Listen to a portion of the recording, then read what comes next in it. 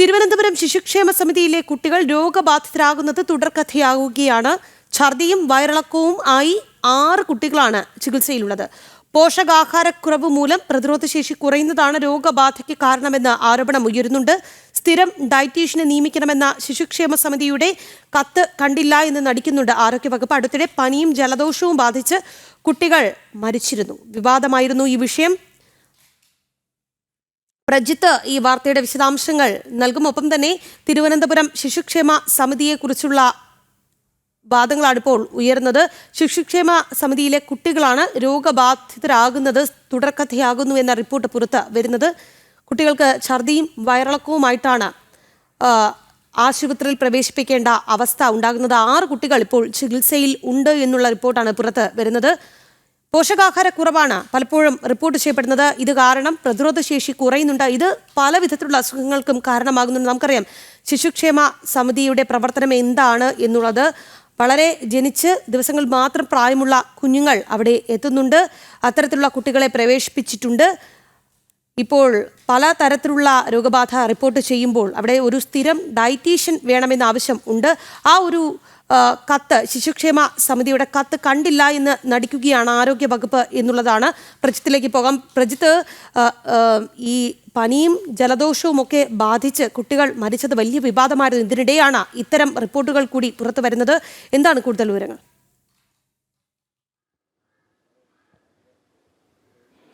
രാഖി, ഈ ശിശുക്ഷേമ സമിതിയിലെ കുട്ടികൾക്ക് പോഷകാഹാരക്കുറവുണ്ട് എന്നുള്ളത് കഴിഞ്ഞ കുറച്ച് കാലമായിട്ടുള്ളൊരു ആരോപണമാണ്. അതിൽ ഏറ്റവും ശ്രദ്ധേയമായിട്ടുള്ള കാര്യം നമ്മൾ മനസ്സിലാക്കേണ്ടത് ആരെങ്കിലുമായി ഉപേക്ഷിക്കപ്പെട്ട അല്ലെങ്കിൽ മറ്റു ചില പ്രത്യേക സാഹചര്യങ്ങളിൽ പോലീസ് സർക്കാരിൻ്റെ സംരക്ഷണത്തിലേക്ക് വന്നപ്പെട്ട കുട്ടികളാണ് ഈ ശിശുക്ഷേമ സമിതിയിലുള്ളത്. നിലവിൽ 142 കുട്ടികൾ അവിടെയുണ്ട്. ഈ കുട്ടികൾക്ക് കൃത്യമായ സംരക്ഷണവും ഭക്ഷണവും സുരക്ഷിതത്വവും ഒക്കെ ഉറപ്പുവരുത്തേണ്ട ഉത്തരവാദിത്വം നമ്മുടെ സംസ്ഥാന സർക്കാരിനും ഇതിൻ്റെ ഉത്തരവാദിത്തപ്പെട്ട അധികൃതർക്കുമൊക്കെ ഉണ്ട്. പക്ഷേ കഴിഞ്ഞ കുറച്ച് നാളുകൾ അത്തരം കാര്യങ്ങളിൽ വലിയ വീഴ്ച വരുന്നു എന്നുള്ളതാണ് പുറത്തുവരുന്ന റിപ്പോർട്ടുകളെല്ലാം സൂചിപ്പിച്ചിരുന്നത്. ഇപ്പോൾ വീണ്ടും ഏതാണ്ട് 6 കുട്ടികൾ കൂടി അവിടെ ആശുപത്രിയിൽ ചികിത്സ തേടിയിട്ടുള്ള സാഹചര്യമാണ് ഉള്ളത്. കുട്ടികളെല്ലാം തൈക്കാട് സ്ത്രീകളുടെയും കുട്ടികളുടെയും ആശുപത്രിയിലാണ് ചികിത്സയിലുള്ളത്. ഇതിൽ ഈ കുട്ടികളുടെ ഒരു പ്രശ്നം ഇത് നിരന്തരമാണ്. നേരത്തെ നമ്മൾ കണ്ടതാണ്. കഴിഞ്ഞ ഫെബ്രുവരിയിലും മാർച്ചിലുമൊക്കെ കുട്ടികൾ കൂട്ടത്തോടെ, ക്ഷേമ സമിതിയിലെ കുട്ടികൾ കൂട്ടത്തോടെ ആശുപത്രിയിലാകുന്ന ഒരു സാഹചര്യമൊക്കെ ഉണ്ടായിരുന്നു. അതിനുശേഷം ആ വിഷയത്തിൽ ക്ഷേമ സമിതിയിൽ നിന്ന് തന്നെയുള്ള വൃത്തങ്ങളിൽ നിന്ന് വരുന്ന പ്രധാനപ്പെട്ട ആരോപണം എന്ന് പറയുന്നത് അവിടെ കുട്ടികൾക്ക് കൃത്യമായ ഭക്ഷണക്രമത്തിലടക്കമുള്ള ചില പ്രശ്നങ്ങളുണ്ട്. കാരണം ഇവർ പല കുട്ടികളും ഉപേക്ഷിക്കപ്പെട്ട കുട്ടികളുമൊക്കെയാണ്. കൃത്യമായ പരിചരണം ലഭിക്കാതെ മറ്റു വഴികളിലൂടെയൊക്കെ സർക്കാരിൻ്റെ ഭാഗത്തേക്ക് എത്തിപ്പെടുന്ന കുട്ടികളാണ്. അപ്പോൾ അവർക്ക് പല തരത്തിലുള്ള പോഷകാഹാര ഡെഫിസിറ്റുകളുമൊക്കെ ഉണ്ടാകാറുണ്ട്. എന്നാൽ ഇത് കൃത്യമായി അഡ്രസ്സ് ചെയ്യപ്പെടാത്തത് കൊണ്ട് തന്നെ കുട്ടികൾക്ക് പോഷകാഹാരം കൃത്യമായി ലഭിക്കുന്നില്ല എന്നുള്ളതും അത് രോഗപ്രതിരോധ ശേഷി കുറയാൻ കാരണമാകുന്നു. തുടർന്ന് കുട്ടികൾ പലവിധത്തിലുള്ള അണുബാധകൾക്കും രോഗബാധകൾക്കുമൊക്കെ കാരണമാകുന്നു എന്നുള്ളതാണ് ഇപ്പോൾ ഉയർന്നു കേൾക്കുന്ന ആരോപണം എന്നുള്ളത്. ഇപ്പോൾ 6 കുട്ടികളാണ് ചികിത്സയിലുള്ളത്. നേരത്തെ നമ്മൾ കഴിഞ്ഞ ഫെബ്രുവരി 18-നും മാർച്ച് 23-നുമാണ് 2 കുട്ടികൾ പനിയും ജലദോഷവും ഒക്കെ ബാധിച്ച് മരിക്കുന്ന സാഹചര്യം ഉണ്ടായത്. അന്നും 6ഓളം കുട്ടികൾ ആശുപത്രിയിലായിരുന്നു. ആരോഗ്യവകുപ്പ് റിപ്പോർട്ടൊക്കെ തേടിയതാണ്. പക്ഷേ ഇതിൻ്റെ ഒരു കോർ പ്രശ്നമായി ശിശുക്ഷേമ സമിതിയിൽ നിലനിൽക്കുന്ന ഈ കുട്ടികൾക്ക് ഇത്തരത്തിൽ തുടർച്ചയായ രോഗബാധ ഉണ്ടാകുന്നത് രോഗപ്രതിരോധ ശേഷി കുറഞ്ഞതുകൊണ്ടും പോഷകാഹാരക്കുറവിൻ്റെ കുറവ് കൊണ്ടുമാണെന്നുള്ളതാണ് യാഥാർത്ഥ്യം. എന്നാൽ ഇത് പരിഹരിക്കേണ്ട സാഹചര്യം ശിശുക്ഷേമ സമിതിയിൽ കൃത്യമായി ഇല്ല എന്നുള്ളതാണ് ഏറ്റവും പ്രധാനപ്പെട്ട പ്രശ്നം. കാരണം 142 കുട്ടികൾ, ദിവസങ്ങൾ മാത്രം പ്രായമുള്ള കുട്ടികൾ മുതൽ 18 വയസ്സ് ആകാറായി എത്തി നിൽക്കുന്ന കുട്ടികളടക്കമുള്ളവർ 142 പേരുണ്ട് അവിടെ. അവരുടെ സുരക്ഷയ്ക്കും കാര്യങ്ങൾക്കും ഭക്ഷണത്തിനുമൊക്കെ സൗകര്യങ്ങൾ ഒരുക്കാൻ അല്ലെങ്കിൽ കൃത്യമായ ഡയറ്റുകൾ പ്ലാൻ ചെയ്യാൻ ഒരു ഡയറ്റീഷ്യൻ അവിടെ ഇല്ല എന്നുള്ളതാണ് ഇതിലെ ഏറ്റവും പ്രധാനപ്പെട്ട പ്രശ്നം. ഒരു സ്ഥിരം ഡയറ്റീഷ്യൻ എന്നുള്ളൊരു സംവിധാനം തന്നെ ശിശുക്ഷേമ സമിതിയിലില്ല. മാസത്തിലൊരിക്കൽ ഒരു ഡയറ്റീഷ്യൻ എത്തുകയും ചില നിർദ്ദേശങ്ങൾ നൽകി പോവുകയും ചെയ്യും. അതിനപ്പുറത്തേക്ക് കാര്യമായി ഈ കുട്ടികളുടെ ഭക്ഷണക്രമം അടക്കമുള്ളവ ക്രമീകരിക്കുന്നതിനോ ഇനി പോഷകാഹാരക്കുറവുള്ള കുട്ടികളെ കണ്ടെത്തി അവർക്ക് പ്രത്യേകമായിട്ടുള്ള പോഷകാഹാര ക്രമീകരണം ഒരുക്കുന്നതിനോ ഒന്നും അവിടെ സാധ്യമാകാതെ പോകുന്ന ഒരു സാഹചര്യമുണ്ട്. കാരണം ഈ സ്ഥിരം ഡയറ്റീഷ്യൻ ഇല്ലാത്തൊരു സാഹചര്യമാണ് ഇതിന് പ്രധാനപ്പെട്ട പ്രശ്നം എന്നുള്ളത്.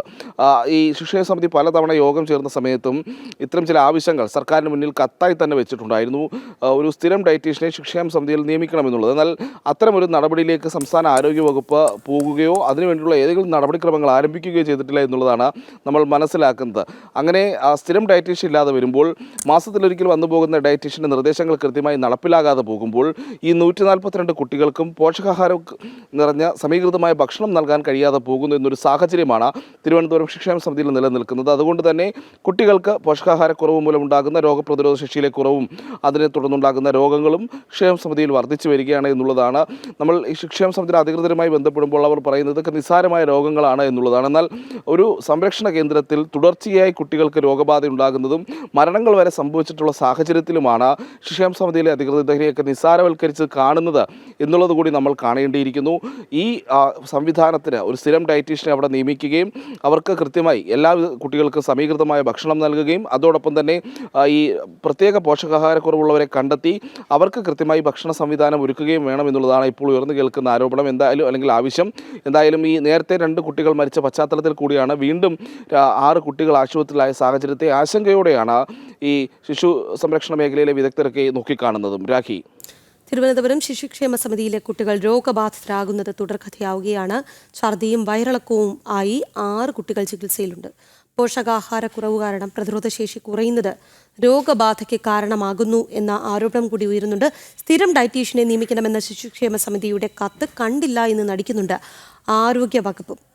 പനിയും ജലദോഷവും ബാധിച്ച് കുട്ടികൾ അടുത്തിടെ മരിച്ചത് വലിയ വിവാദവുമായിരുന്നു. ഇതിനിടെയാണ് ഈ റിപ്പോർട്ടുകൾ പുറത്തുവരുന്നത്. പ്രജിത് മോഹനാണ് വാർത്തയുടെ വിശദാംശങ്ങൾ നൽകിയത്.